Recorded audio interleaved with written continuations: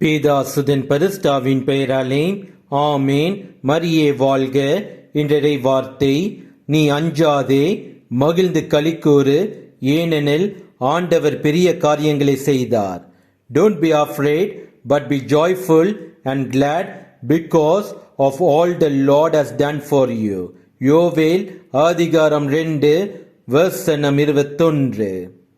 ஒவ்வொரு நாளும் திவ்ய நற்கருணையில் நமக்காக நம் கடவுள் இயேசு கிறிஸ்து காத்து கொண்டிருக்கின்றார்.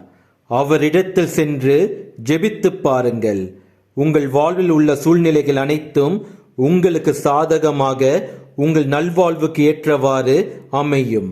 வாழ்வின் மீதுள்ள அச்சம் நீங்கி மனதில் திடம் பிறக்கும். கடவுள் இயேசு கிறிஸ்துவை உங்கள் உள்ளத்தில் வைத்திருக்கும் பொழுது உங்கள் உள்ளத்தில் மகிழ்ச்சி பெருகும். சிக்கலான பெரிய நேர்மையான காரியங்களை செய்வதற்கு தைரியம் உண்டாகும். நேர்மையில் உங்கள் வாழ்வு வளம் பெறும். இயேசுவுக்கே புகழ். மரியே வாழ்க. ஆமேன். எந்த சூழ்நிலையும் அவர் அன்பு நின்று என்னை பிரிக்காது காத்து கொள்வார். எந்த சூழ்நிலையும் அவர் அன்பு நின்று என்னை பிரிக்காது காத்து கொள்வார்.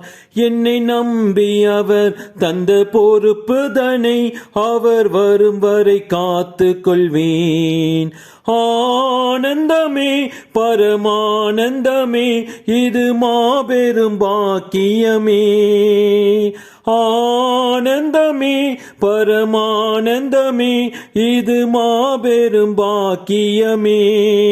இந்த பாதலத்தின் சொந்தக்காரர் அவர், எந்த உள்ளத்தின் சொந்தமானார்.